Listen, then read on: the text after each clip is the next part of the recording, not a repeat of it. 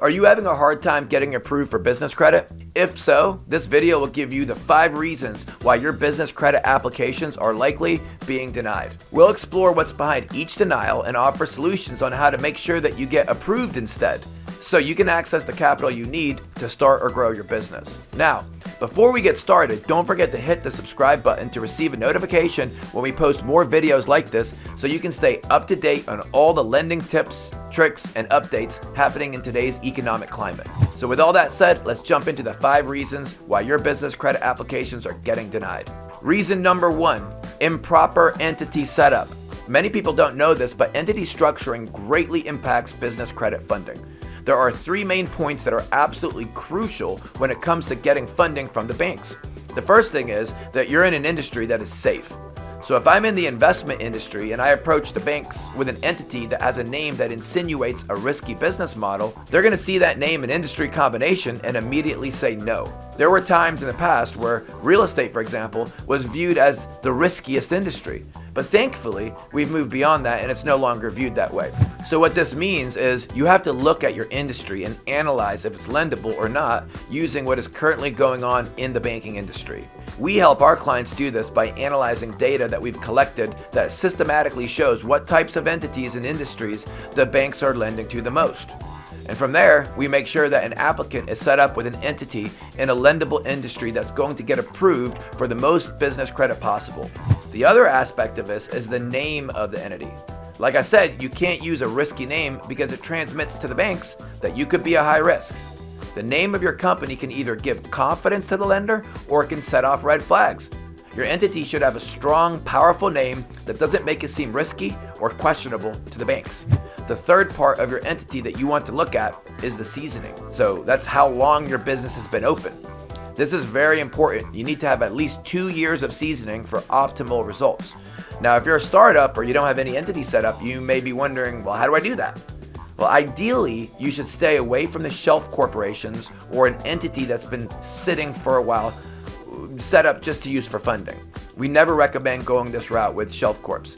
Instead, what we recommend is that you use a sole proprietor, which allows you to use your length of experience in your industry as a way of backdating the entity and getting you all the seasoning your company deserves and needs to get funding. When you're setting up the sole proprietor, the IRS will ask you how long you've been in your industry, and boom, there's your seasoning. You can't do that with an LLC or an S Corp or a C Corp, but you can with a sole proprietor. However, you only use a sole proprietor for banking purposes only. I'm not saying to use the sole proprietor if you're going to be earning income or using it as your operating entity. You want to set it up within business management to manage your investments and have it manage your business in order to use it to get funding from the banks. That's it. Reason number 2, negative history. Next, we're going to talk about negative banking history. This one is very important as well. Basically, what I mean is that you don't want to submit business credit applications with a bank that knows you have defaulted or been late on previous loans. If you've received a loan in the past for your business and you were late on payments for a long period of time, or if you had to declare bankruptcy, you don't want to approach that bank again for business credit applications because that relationship's obviously already gone sour.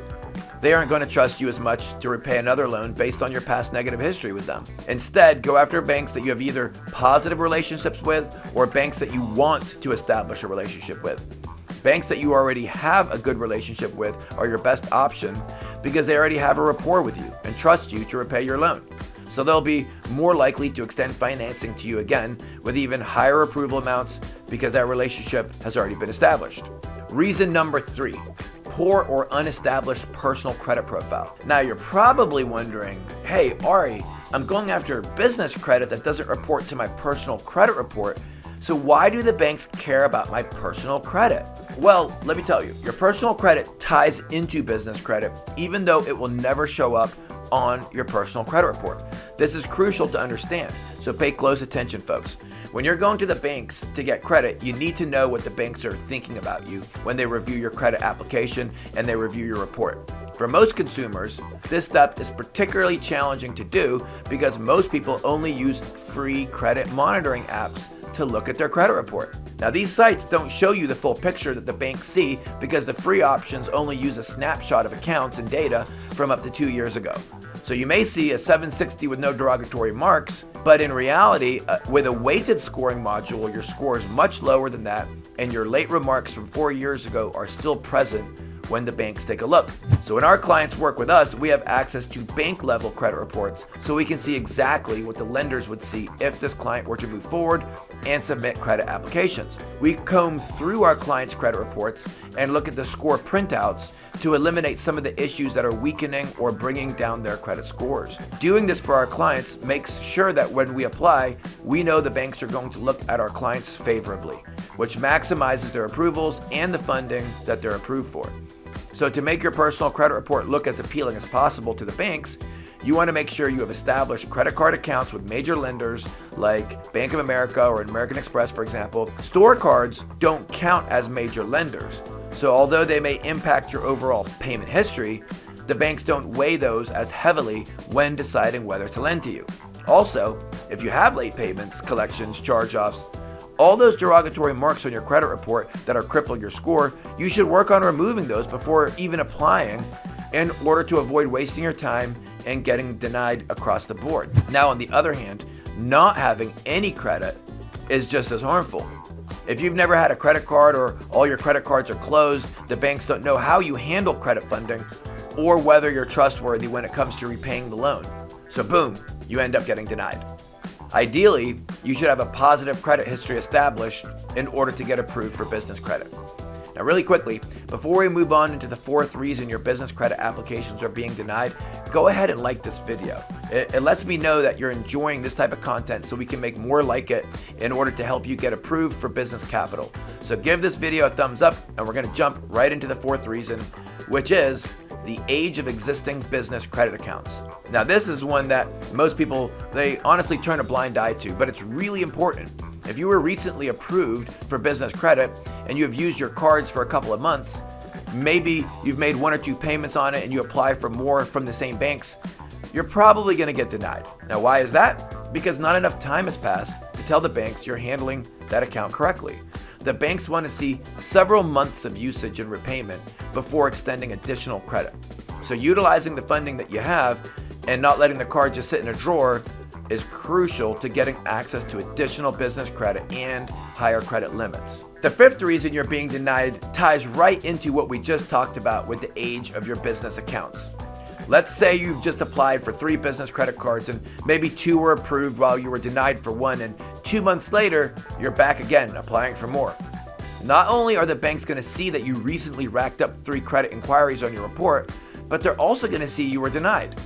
They're going to wonder why you were denied and see that there's hardly any seasoning on the accounts you were approved for, and they're just going to deny you. Having too many recent inquiries, especially from major institutions, makes your credit profile look desperate for funding to the banks, and they deem that risky, so they just deny you and don't give your application another look.